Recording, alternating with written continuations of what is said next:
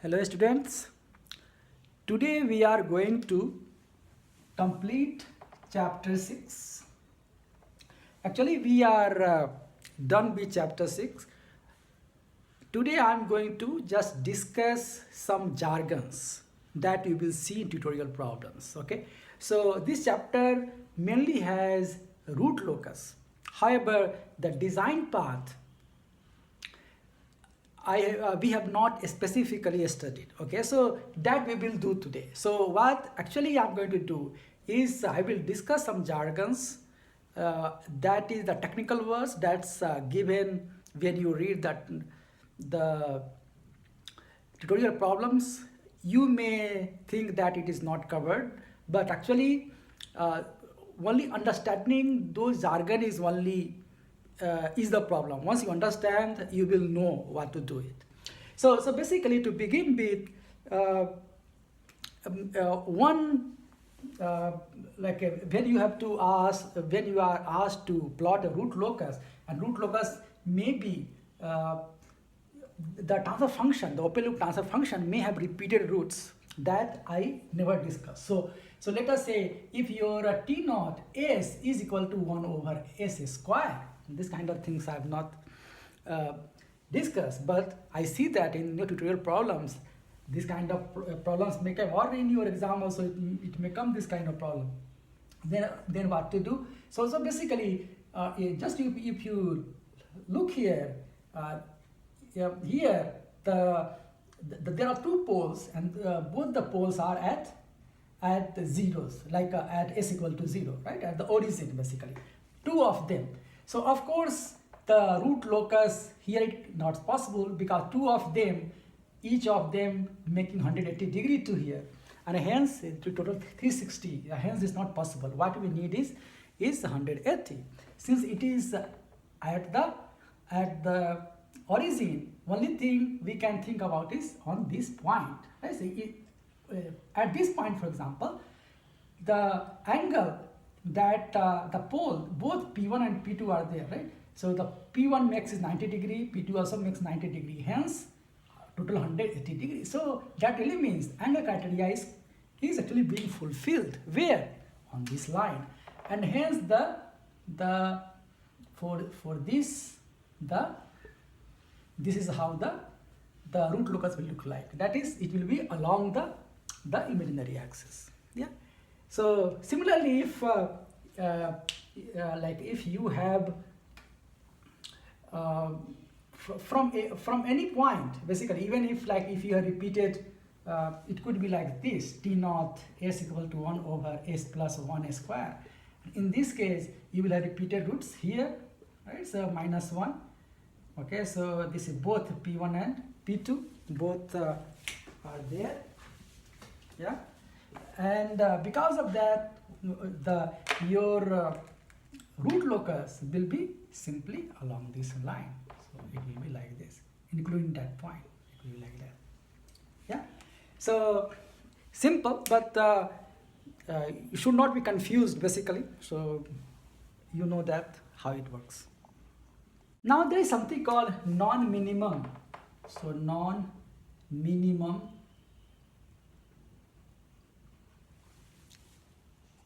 phase system. So non-minimum phase system.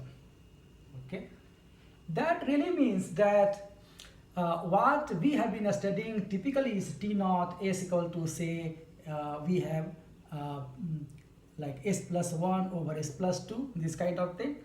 Instead of that, what if or we also S minus 1 or S plus 2, we can do like this one, right? What if we have like this, 1 minus S plus 2, like this? Yeah. So that means what you see here, that becomes a minus. What you see is minus, and then minus S minus 1 S plus 2. So we are supposed to get in this form. S form comes first like this one, right? But if you have like this is actually, basically, this is what you see here. It is different from this one, and because of that, your things will be different in that case. What will be different? So we are talking about this one. So this is what is known as non-minimum phase system. Okay, so now in this case, how to solve it? The closed loop transfer function Ts will be 1 over 1 plus this 1 minus s plus 2, right? Or simply 1 over 1 minus s minus 1 s plus 2, right? So you have minus here, so accordingly think in that term. So what you get here is a characteristic equation. Characteristic equation in this case will be simply the 1 minus s minus 1 s plus 2 equal to 0, and this gives you the angle s minus 1. See here, so the angle is equal to s minus 1 and then minus, so just a minute. This is equal to 0, or we can say s minus 1 s plus 2 equal to 1, yeah, and then what do you get? We get angle s minus 1, okay, minus s plus 2 is equal to angle 1, yeah. So angle 1, meaning that, see here, this minus 1 is 80 degree, this is 1 here. So angle 1, basically what is talking about angle 1 plus I0, which is 0 degree, yeah, 0 degree plus minus 360 degree. So earlier it used to be 180 degree. In this case, if you draw this one, in this case, if you write corresponding the closed loop transfer function, there you get angle s minus 2 minus angle s plus 2 equal to minus 1, which is equal to 180 degree, right? So plus minus 180 degree. So here you have 180 degree, here you have 160 degree. Hence the plot will be different. In this case, if you are going to plot it here for this minimum phase system, for this one, what do you get? So you have s minus 2 will be the s minus 2 is the pole, and s equal to 1 is the 0, yeah. And then what do you get? Here you just plot here to here, that's it, right? Plot here to here, you get the root locus. For here things will be different. You will get, because if you have a point here, you have 180 degree here, and hence 180 degree works. Hence this is the solution. In this case, you have to satisfy 0 degree case. So although your phases will be either your 0 will be at there only, 0 is here only, the minus plus 1, and the phase the pole is minus 2. However, you have a 0, right? So when you say 0, that really means that if you are here, it satisfies, right? It satisfies. So if you are here, 0 degree, this also 0 minus 0, hence 0, this works. Here it is not possible, 180 degree, but here again it is possible. So this means 180, this means 180 degree, hence here it will be just the wherever it is not there, it is here actually. So it is different, it becomes different kind of the different kind of the root locus. Okay, so the main thing here is just to look at this one. You look at this one, the angle criteria it will satisfy. Okay. Now let's look at the lead or lag. Okay, so lag or lead network. Okay, so what is the meaning of that? Okay, so basically let us say you have a spring, you have a damper here. Okay, that's it, and let's say joined here, this is the K here, C, like this, and here you have a force Ft, and the output is Xt. So and the equation is K x cx dot plus kx equal to ft, and you take the Laplace transform of that and you get cs plus k times xs equal to fs, and xs over fs equal to 1 over cs plus k. Okay, now this is yeah, if you write this one like for example, if you take the this term actually appears when there is a sinusoidal the input. Okay, so when you have ft equal to fx f e to the power I omega t, you put here and you will see. So basically if you put it here, we will do later on. Okay, so but here what you get c I omega plus k, right, multiplied by e I omega t. You will assume the x equal to x naught e to the power I omega t as well, and hence you get here x naught is equal to f naught e I omega t, and hence you get simply x naught is x naught over f naught is equal to 1 over c I omega plus k, yeah, and which is equal to c omega, we can write k this side, so we get k minus c I c omega divided by k square plus c square omega square, right? So what you get, that really means here we get minus. Okay, so minus, that really means that this will be lagging. Okay, so this is it tells you this is a phase lag. This tells you a phase lag. Phase lag, meaning that your x basically we can in fact we should have included the phase angle here. So as we did earlier, you remember during the vibration class, so we have x equal to x naught e I omega t minus phi. Okay, so basically what do we get here is actually the x naught over f naught multiplied by e to the power minus I phi multiplied by x naught f naught equal to like this one. Yeah, so basically what we get from here is x naught over f naught, and then you get cos phi minus sin phi, right, I sin phi, right, is equal to, you get from here also 1 over k square plus c square omega square, and then k minus I c omega.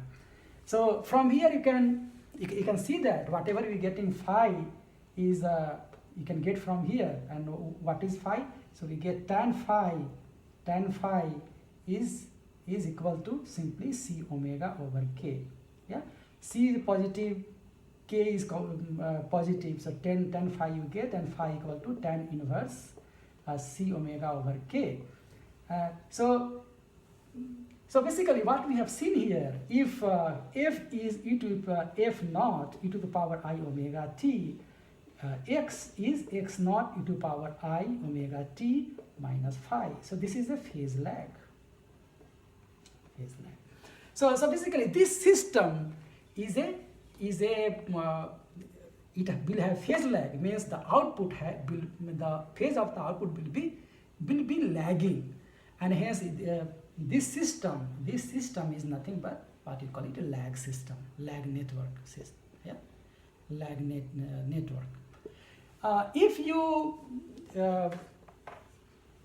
you assume the output, if you can write, if output is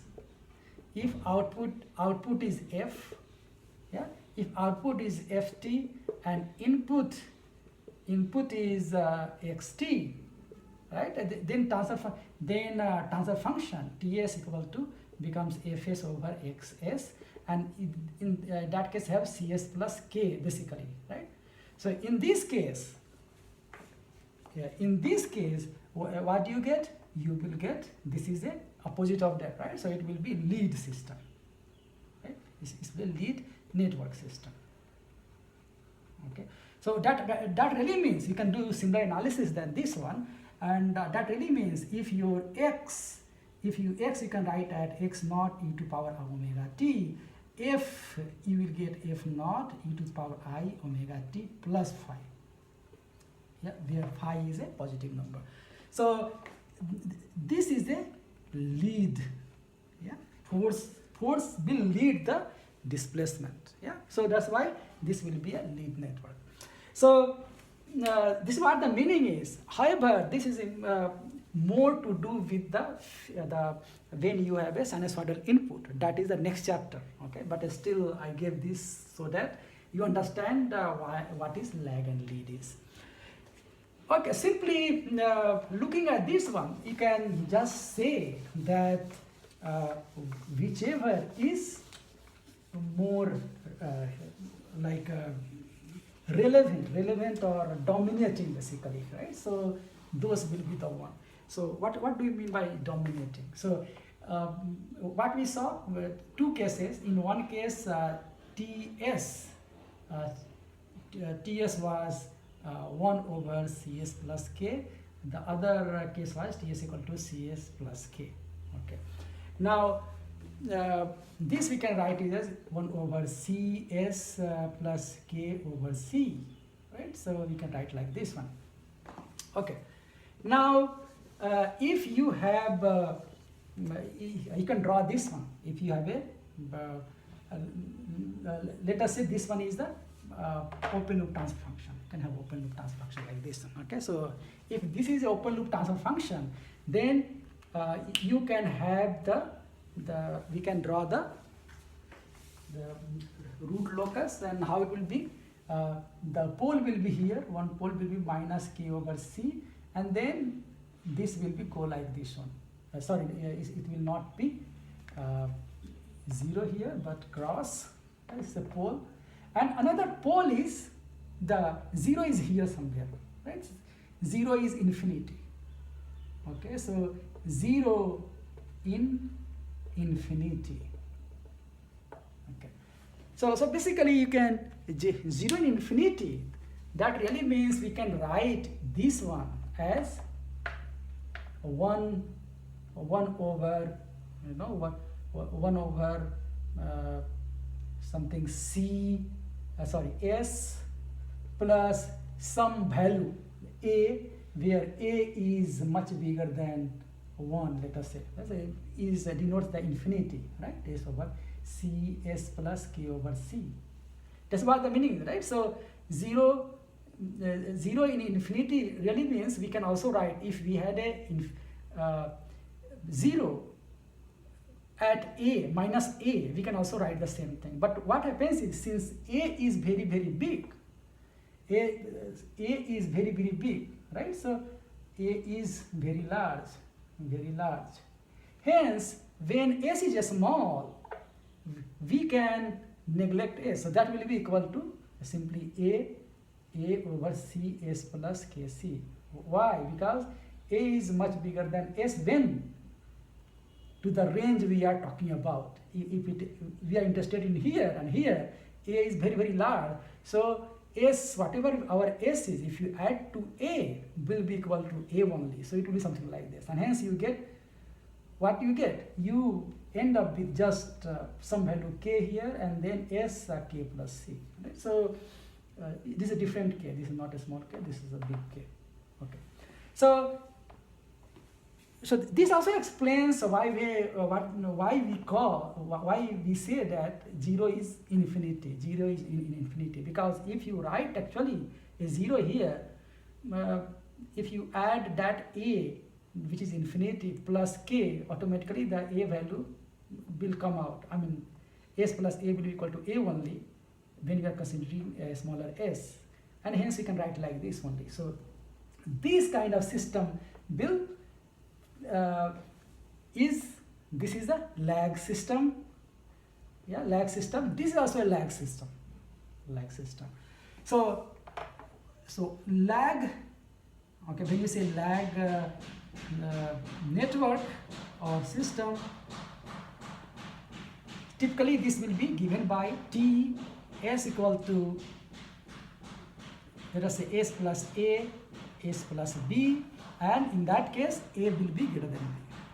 So, yeah, if A is greater than B, this, yeah, if A is greater than B, this will be a lag network. And the opposite is the lead, right?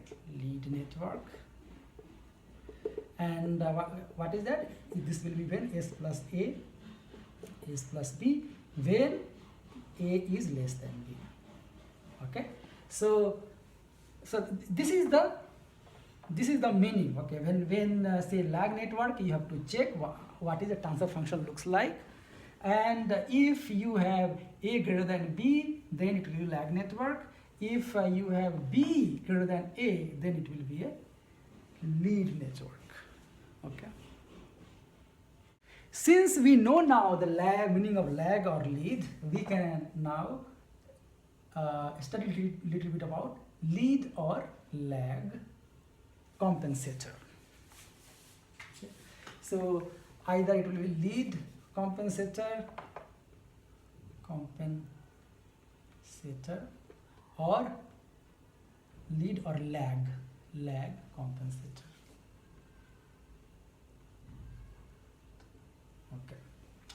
Okay, so what is the meaning?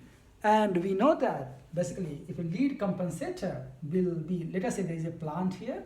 Yeah, so it's a plant, could be anything, could be, let us say, maybe 1 over S square. Okay, could be anything like like a motor. And since we cannot change anything there, you have typically one compensator here, right? So let us say GCS. Yeah? And then we have the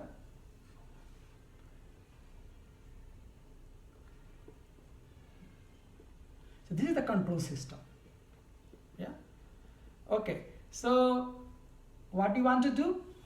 You want to the idea is to change the root locus. Yeah, change the root locus, meaning that you can choose some parameter here. So this is the plant, but here your GC could be something like K, and then you have S plus A divided by S plus B. So this kind of transfer function this control system have. Okay, and how we get? We can use op-amp, for example, right? We have studied op-amp, right? So, for example, op-amp circuit can give you that, yeah? Okay, so this kind of transfer function can be created by op-amp circuits that we have studied earlier. Okay, now you know how you can create, you know how it works. And if we have, in this case, A greater than B, then you call it this is a lag compensator,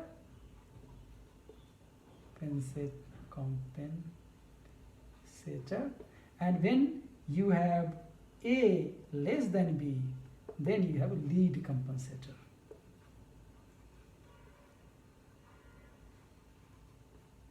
Okay, so if you have this one, then your the lag compensator, the output will lag behind in phase when you give the sinusoidal input. But when you have lead compensator, the output will be leading in phase. Yeah, so that's the difference, and we have seen that why, and we will see more when we go to the next chapter. Okay, so whenever you have to somewhere it is say that design a compensator, meaning that you have to find out the value of A and B, for example, right? And K. Basically what you have to find out the value of K, value of A, and value of B in order to run the system in a particular way. And what you do basically, you assume that you have a plant here, then you have to find out T naught S. In this case, for example, it will be K, then S plus A divided by S plus B, and then you have 1 over S square. And then what will you do? You will draw this the root locus. Okay, so of course you don't know what the value of S and B is. That's your duty to actually find. When you say design really means finding out K value, S value, B value, right? So design means finding out. This is inverse method. K equal to what, A equal to what, B equal to what, and so on, right? So that's what the meaning is. Okay, so when you have the open loop transfer function, you can have this is minus A, let's say, and this is minus B here. Then you have S, 2 crosses here. Now based on that, the 2 of them here, you will draw the you are going to draw the root locus, and you are going to locate a point. Means you are going to find out K from there, from the given the constraints. There may be some constraints given. Okay, so we will discuss about it, which all kinds of constraints may be given. From there you have to find out the values. Now let us assume that the root locus is, for these cases, let us say something goes like something like this one. Okay, so we don't know exactly, depending on value of A and B, we will be able to find out. But let us say this is the root locus that you have. Yeah? So okay, so now the constraint will be in terms of the values of let us say zeta or omega n, and you know that this value is omega, and basically this gives you zeta omega n value. This gives you omega n multiplied by 1 minus zeta square value. So if there may be constraint of omega n, constraint of zeta. Based on that, you are going to find out, right? So you have to locate a point, and when you locate a point, this point will give you the value of K as well, right? So the value of K you get from there, right? And accordingly, you have to play with the value of A and B, and so that you get satisfy all the requirements, right? So, but you remember that whenever you have a design problem, there is more than one solution. Remember, right? More than one solution. So design problem will have more than one solution. Means there is a lot of combination of K and A and B is possible, which will give you this answer. Yeah. Okay. Okay, in design problem, it is possible that somebody gives you the dominant closed loop pole.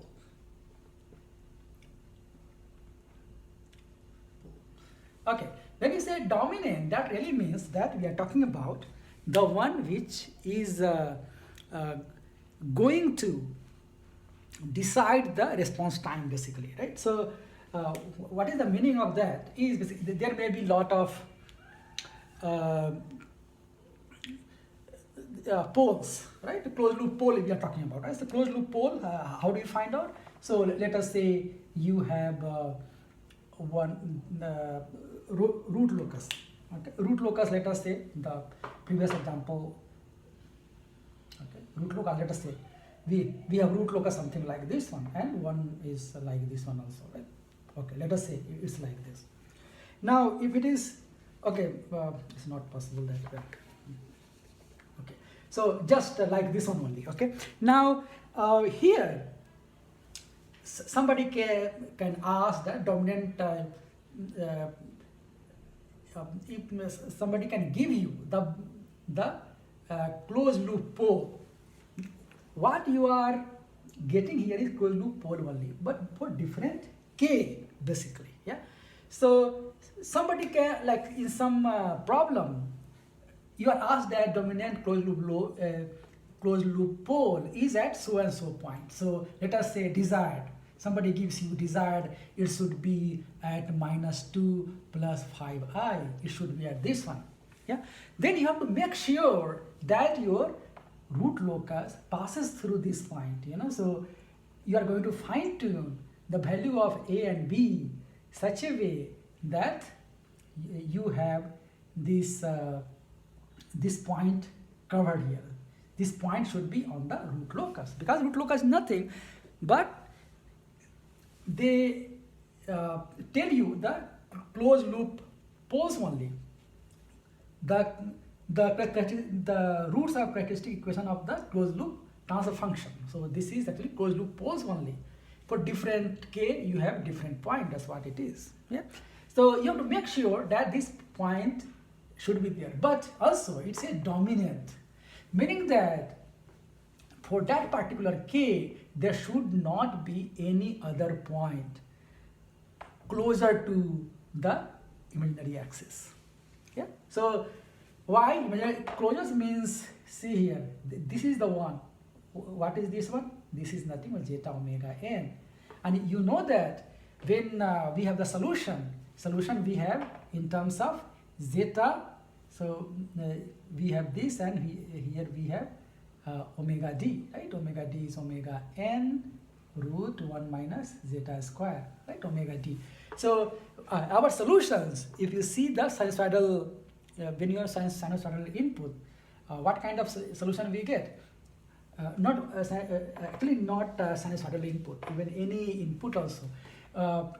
You get e to the power minus zeta omega n t, and then you get this also multiplied by sine omega dt term is also there, right?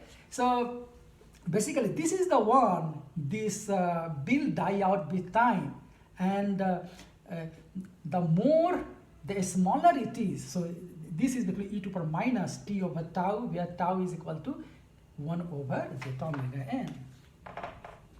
1 over zeta omega n.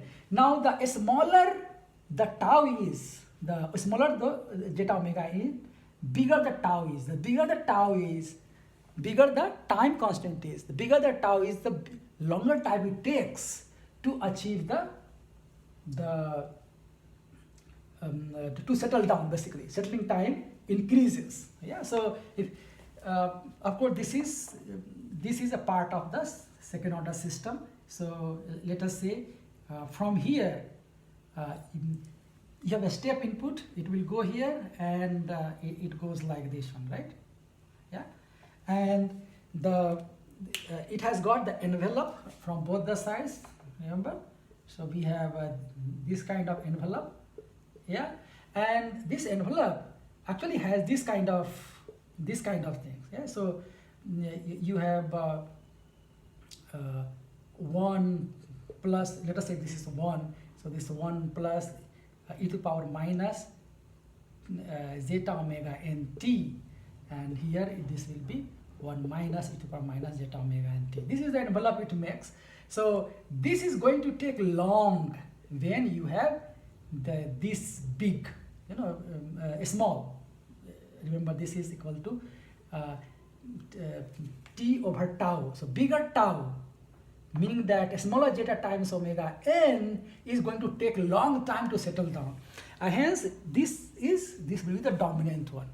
Okay, the point which is the closest to this axis, vertical axis, is the dominant one.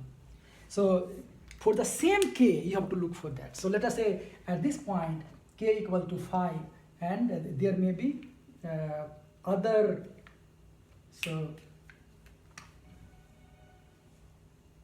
here there could be like this also. Let us say like this, yeah, and you have like this. Okay, so for k equal to let us say 5, you may have another point which is here, which is k equal to 5.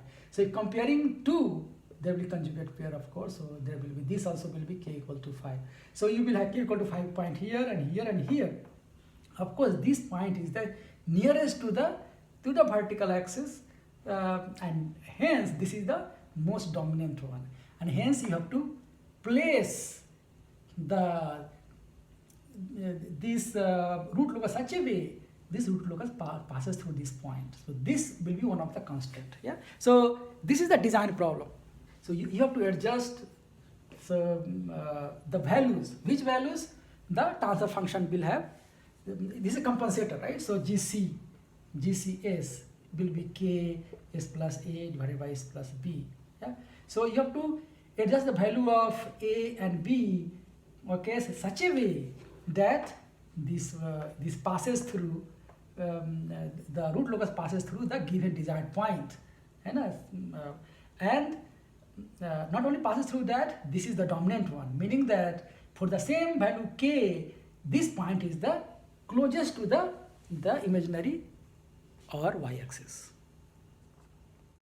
Now, what is static velocity error constant, kV? Sometimes this will be there. Okay, so this is basically what it means is kV is equal to 1 over error steady state when Rs is equal to 1 over S square, or the ramp, okay, ramp input. Okay. So steady state error when you have a ramp input, okay, and it is just the 1 over ESS. So ESS is nothing but steady state error. Steady state error. This is a simply a static velocity error constant. Whenever you have in your problems, you remember that the kV is nothing but 1 over ESS, where ESS is the steady state error when Rs equal to 1 over S square. That's the ramp input. In some of the problems, percentage overshoot may be given, and also the settling time. So it would say that overshoot should not be more than this, or settling time should not be more than this, like this. Okay, so we have to accordingly find out what the meaning of that. So overshoot, whenever you have settling time given, as you know that for a second order system, if you apply a step input, then this will go like this, right? So go like this one, and there is envelope here, okay, and if zeta is very small, you can just write 1 plus e to the power minus zeta omega nt. If zeta is big, you can also here divided by 1 minus zeta square. Similarly here, this will be the 1 minus e to the power minus zeta omega nt divided by root 1 minus zeta square. So here basically the time constant, this is time constant is basically t equal to zeta omega n. And when settling time is given by when this error is less than 2%. Yeah? At that point, let us say at this point, this error becomes less than 2%. Then from here to here will be known as the settling time, Ts. Yeah? So Ts is simply typically equal to 4t, where t is the time constant, equal to 4 zeta omega n, because the error becomes under 2%. If your definition is under 5%, then it will be, this is for 2% criteria, or Ts will be equal to 3t, equal to 3 zeta omega n if you have 5% criteria. If the error is 5% is allowed, then you can take settling time smaller, which will be equal to 3t. But until it's specified, you have to take 5%, this what you can assume. So settling time is 40. What? So settling time, if it's given that, let us say settling time less than, let us say it says 0.5 second, let us say. That really means what it tells you is 4, okay, sorry, the 40, this is 4 over zeta omega n, okay. Time constant is 1 over zeta omega n, right? So since it will be e to the power minus t over big T, yeah, so hence t equal to 1 over zeta omega n. So this is telling you if it is settling time is less than 0.5 second, that really means it is telling you that 4 over zeta omega n is less than 0.5 second, or that really means zeta omega n divided by 4 is greater than 2, or zeta omega n greater than 8. That's what tells you. Yeah? So once you know zeta omega n greater than 8, that really means that if you look at the root locus and it's a zeta omega n, you know that this is zeta omega n. Yeah, so what it tells you that all these sides your solution will not lie. Yeah, why? Because this point from here to here is zeta omega n equal to 8. Yeah, and your solution should be this side only, means this will be minus 8. Yeah, so all your solution should be on this side only. Yeah, otherwise it's not allowed. So settling time will actually determine a zeta omega n path. Okay, now second is overshoot. Okay, so overshoot you have to find out. Okay, so how do you write the overshoot? For the unit step input, the CT is given by 1 minus e to the power minus zeta omega nt divided by root 1 minus zeta square, and then you have cos omega dt here, okay, then plus zeta over root 1 minus zeta square and sine omega dt. Yeah, which can be written as 1 minus e to power minus zeta omega nt divided by root 1 minus zeta square, and here it will be sine omega dt. So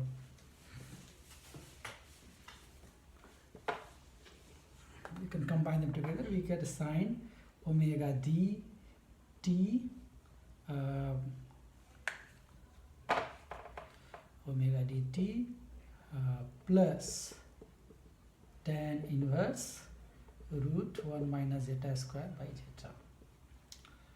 Okay, so what this is the CT looks like. Okay, and how do you find out the overshoot?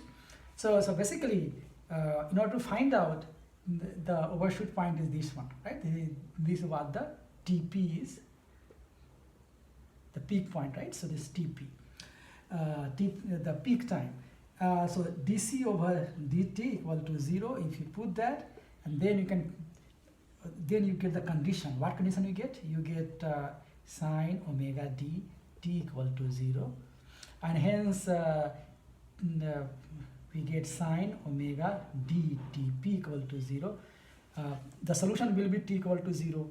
The next solution will be omega d tp equal to pi, right? And then tp equal to pi over omega d, right? So this is what you get. Now the percentage overshoot you can find out from this, the error. Overshoot comes from the error, right? So ET is equal to RT minus CT, and which is will be equal to 1 minus this, and then you get E minus zeta omega n root 1 minus zeta omega square, and then we can put all these values here. Yeah, so multiplied by sine omega d dp plus tan inverse root 1 minus zeta square over zeta. So we have dp here also. Okay, where dp equal to pi over omega d, where dp equal to pi over omega d. Okay, so we can do further simplification. So here this is error we are finding out, and error what we are getting is this one. This error is basically the as far as the magnitude is concerned, this is what the error will give. But however, our CT, the CT minus RT we actually we need, right? So actually this is what the RT is, and this is the CT is. Actually what we need is CT minus RT, which is minus ET basically. This is what that gives you the overshoot. Yeah.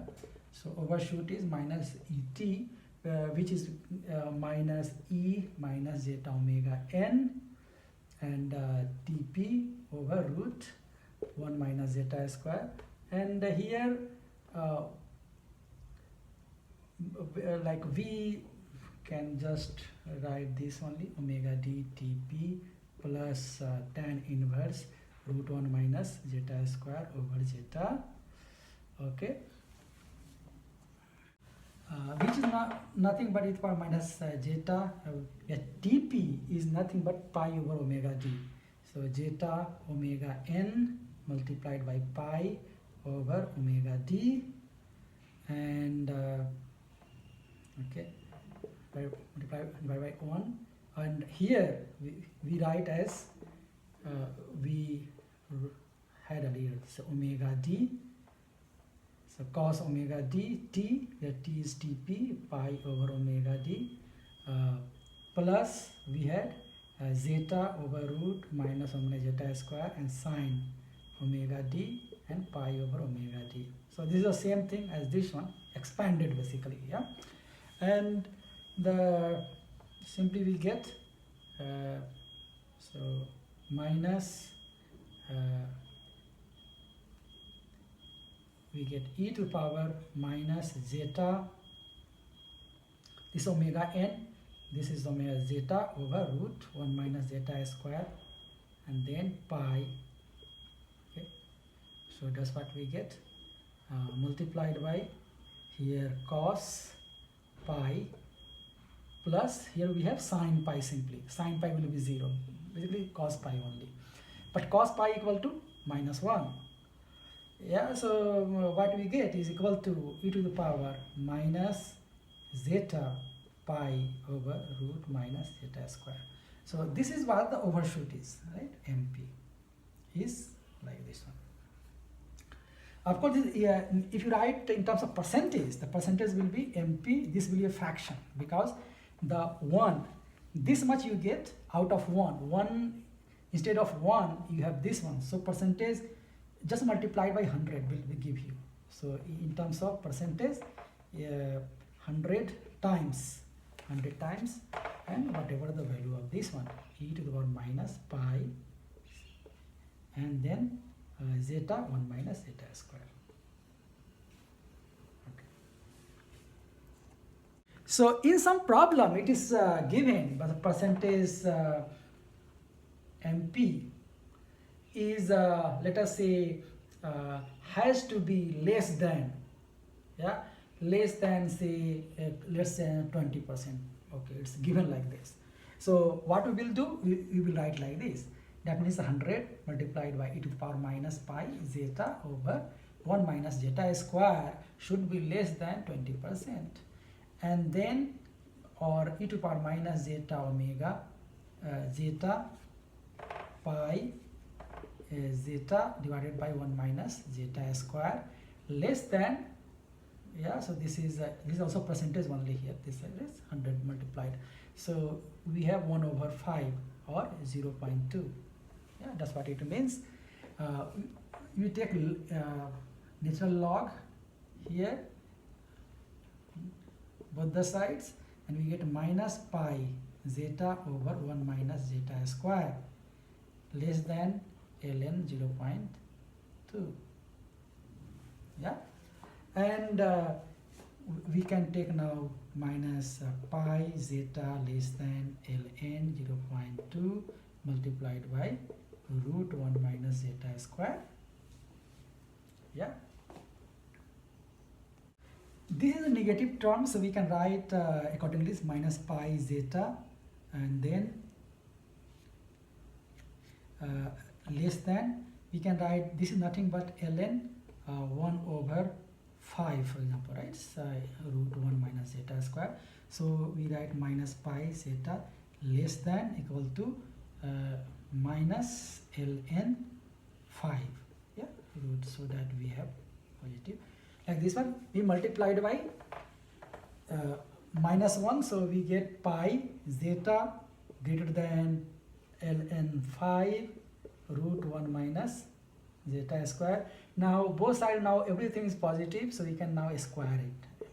Z square is equal to ln 5 square and 1 minus zeta square.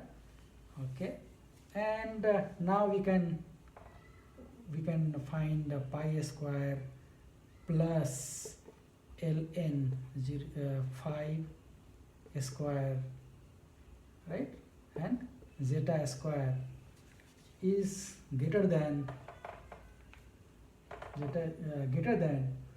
ln 5 square, right? And that tells you that zeta has to be bigger than some value. That's what it tells you. So you get the explicit value for zeta, the desired value. So zeta square is greater than this, or simply zeta has to be greater than ln 5 divided by root pi square plus ln 5 square. Okay, so all these, whenever you have overshoot, that really means that you are going to get some zeta value. Okay, we have settling time, then you are going to get zeta times omega n value. Yeah, so now omega you know, then you can also find out omega n. So basically, you get the desired omega n and zeta. That's what it tells you. Okay, so for second order system, we have already seen that the transfer function looks like something like this: omega n square plus s square plus 2 zeta omega n s plus omega n square, and we can write this omega n square divided by, and you have s plus zeta omega n square, and then plus you have omega d square. You write like this one, yeah, where omega d is equal to omega n root 1 minus zeta square. Of course, this is for the underdamped condition. Okay, now that really means you can write that in terms of omega n square plus s plus zeta omega n plus I omega d multiplied by s plus zeta omega n minus I omega d. You write like that. And that really means that you will have two poles, and those poles are, one is here, another is here, and this pole is, this point will be equal to zeta omega minus zeta omega n. So here to here minus zeta omega n, and from here to here it will be omega d, right? Omega d, where omega d is nothing but is the same, right? So omega d is nothing but omega n, then 1 minus zeta square, right? Omega d is called. So from what, this is the origin of that. Okay, now the whenever you have some value given, if somewhere it is written that zeta omega n is greater than 8, for example, what you do in the when on the root locus, on the S plane, you find out that point which is minus, right? So zeta omega n greater than 8, that really means here our design points are here. Here those points are not there, as we discussed earlier. Now if zeta is given, what is the meaning of that? So see here, if this one is zeta omega n, okay, so here if we square them and add, what we get? Square it, zeta square omega n square, square this also, omega n square 1 minus zeta square, we get omega n square simply. Means this square plus this square is this. So simply this is nothing but omega n. So this point is omega n. Length, the distance, this is the point, right? This is the pole, closed loop pole. Remember this is closed loop pole. Yeah. Okay. So or these are the root of the characteristic equation. Yeah. So yeah. So this is the desired. This is the one. The final outcome will be coming from the closed loop one. Yeah. So we have been doing all the method, the root locus. We have done the root locus based on the open loop transfer function. However, our aim is to find out the closed loop poles basically from that, and accordingly we place those poles. Basically the idea is to place those poles once we know that all the possibilities. So closed loop pole is here, and this is here to here omega n, here to here. So if it is a phi here, this is phi, right? So this is phi, this is zeta omega n, and this is omega n. Hence cos phi will be equal to nothing but omega n, zeta omega n, right? So zeta omega n divided by zeta omega n divided by omega n equal to zeta. Okay, so this is a phi. That really means that if you fix an angle, you are fixing zeta basically. So basically when you say zeta, here same zeta, this same zeta, on this line everywhere zeta will be the same. Yeah, zeta will be the same. On this line, horizontal line, what do you have? We will have zeta equal to 1. Yeah, so this line, horizontal line, will be zeta equal to 1.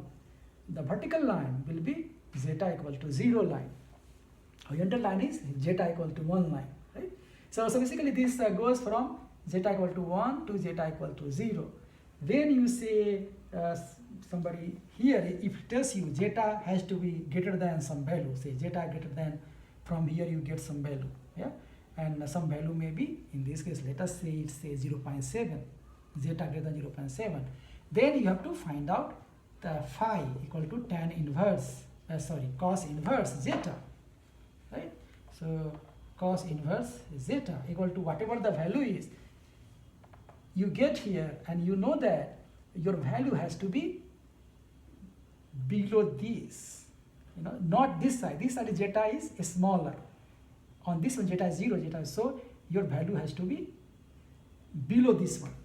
So constraint wise, see here, so one constraint tells you that your all the design points or closed loop poles you have to place somewhere left of this zeta omega n equal to 8 line, right? So this is what that means, right? So that really means minus zeta omega n is less than minus 8, right? So that's what it meant. And then the angle requirement, zeta requirement, it tells you that your points cannot be this side now. Okay, so it has to be This is from one. So all your solution has to be here within this one. Okay, so could be here, here, here, here, but not this side. Left side of this one because zeta omega n has to be satisfied. Below this one because zeta has to be satisfied, and accordingly you have to place the point. Hence, you have to get the root locus in this region somewhere, so that you can choose a point which will be the closed loop pole. Okay, so this gives you the design method. Basically, when you have some constraints, then at least you know the which region you have to place the pole for the closed loop system. Okay, the root locus gives you the lot of possibilities. Finally, here these points are the one which we are going to finally select, and you have to calculate what is the value of k corresponding to that. So let us say you have got like this one, and your root locus, you have root locus something like this. It goes like this one. This is your root locus. Yeah. So if you have the root locus like this one, then you know that you are not going to choose this point or this point or this point, this point. You have to choose. You can choose this point now or this point. This is going to satisfy all your requirement, and accordingly you can find out k equal to what, and this is your design. This is how you design. Yeah. And the idea is to if you are using lead or lag compensator, the idea is to get your root locus in that region. Possible that unless the original root locus could be, let's say, something like going like this. Here only. This is the original one. Yeah. So you have to do something so that you can bend, or you can have a root locus going this side, and hence the compensator comes into picture. Compensator is going to place some poles, some zero, such a way the root locus converts from this to becomes a circle, and hence you can get a point here. So this is the whole idea about the design using root locus. What you are going to do, you are going to change the root locus. So for example, for lead lag compensator, GCS equal to K S plus A S plus A S plus B. What it is going to do? Multiplied by the plant TP. Let's write it TPS. P for plant. This is transfer function for the plant. Now, for this is TP. Let us say this is based on TPS. Based on. Then you are going to introduce more the zeros and poles such a way. Now the new root locus becomes this one, and hence this comes to the region where you are interested. And now you can find out what is the k which will give you, which will place the root here, and that k will be the design, the value that you have obtained. This is desired value. A, accordingly you have to find out A and B such A and B will value the value which is going to change the root locus from non-designed region to designed region, basically. Right. So the idea about this chapter was, there is a plant. Let us say this is a plant, and you have a compensator. Okay.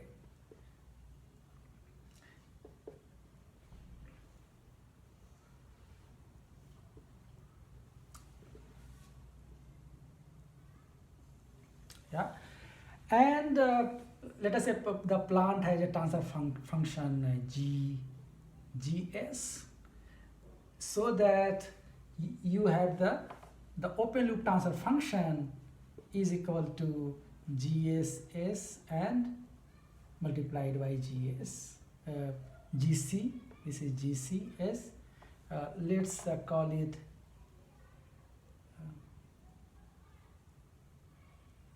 HS. Okay, so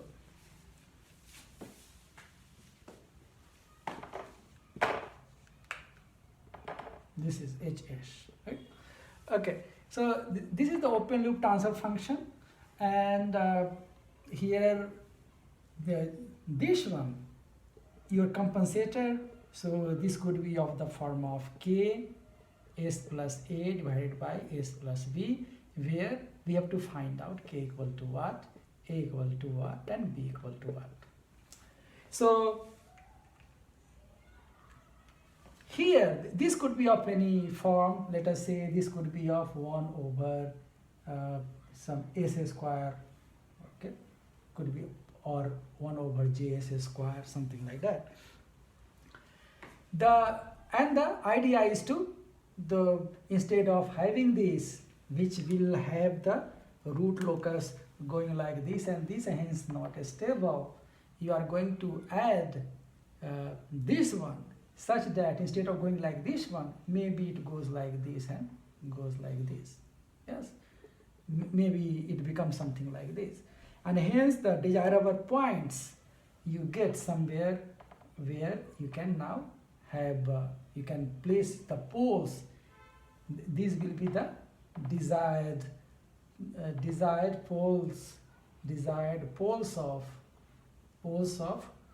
what, 1 plus T naught S, right? Could be of this one, the T naught, so this becomes T naught S divided by 1 plus T naught S. So this is the closed loop transfer function. So desired poles of the closed loop transfer function becomes here. This is the open loop.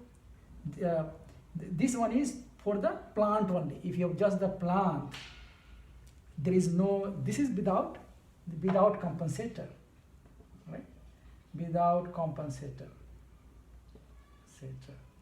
This, if you add the compensator, this could be something like this, and hence this becomes more stable now. You can choose accordingly K and all, and you can choose A and B such that this becomes this.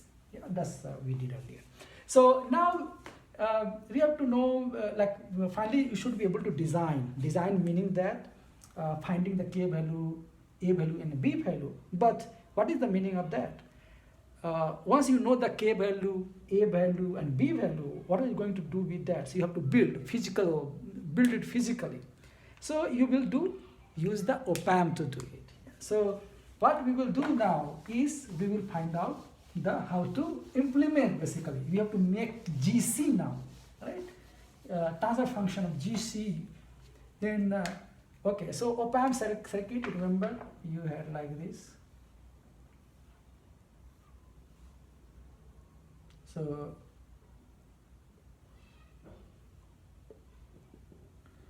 and then you had like this one. So this is minus, this is plus, and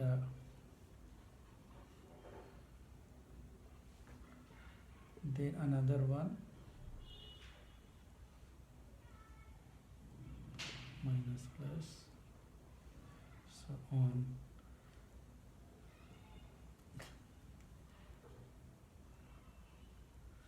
And here we have a resistance and a capacitor, and goes here also. So this is a capacitor, this is a resistance, and go like this. Okay. So this is what will give you the lead or lag compensator. Yeah. So you can make a circuit, basically. You can build the electronic compensator, basically, right? So and this is going to give the transfer function GC, right? Okay, and GC will be, so we can find out here, R1 C1 Okay, then this is R2, C2, and then R3, R4. And let us see, if this is E out and this one is E in, the value E naught over EIS, which is nothing but the GCS we are talking about, right? So this is GC, the compensators, the transfer function, which is given by the, let us call this one is, okay, let's call this is Z1, this is Z2, this is Z3, and this is Z4.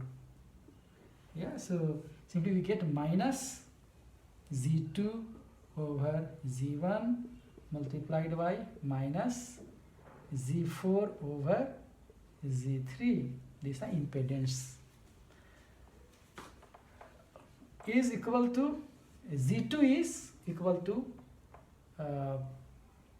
impedance of this one is 1 over CS. So 1 over C2S, and both are in parallel.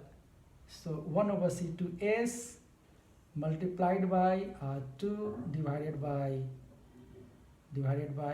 1 over C2S plus R2. Yeah. So this is what the value of Z2 is. Yeah, and divided by, so you put it here.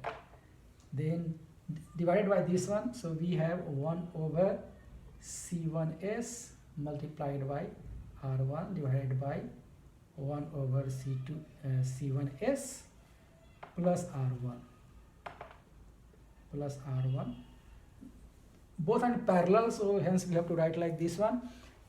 Then multiplied by, here Z4 is simply R4 over R3. Yeah, okay, is equal to, and what do we get? So yeah, if we put it here,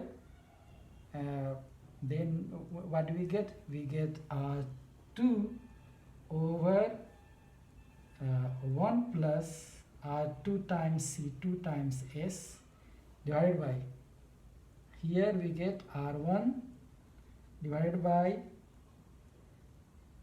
1 plus R1 times C1 times S multiplied by R4 over R3, and hence we get equal to 1 plus R2 C2S divided by R1, sorry, this will be R1 times C1S divided by 1 plus R2 C2S, okay, and then we get multiplied by, okay, so this we have R2, so let me delete this one.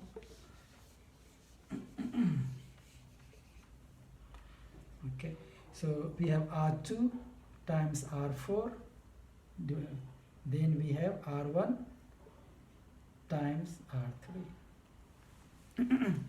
Okay, yeah, so this goes up and this comes down, and we have R2 like this. Okay, so you can see here now I can divide it by R1 and C1 now in this case, right? So we can take in common basically. So what we get? We get R2 R4 divided by R1 R3, and then we have S, we can multiply it by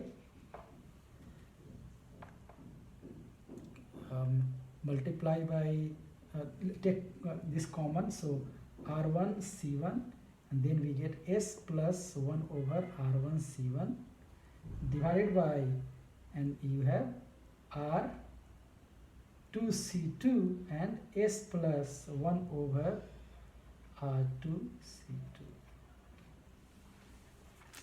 Okay, so what do we get?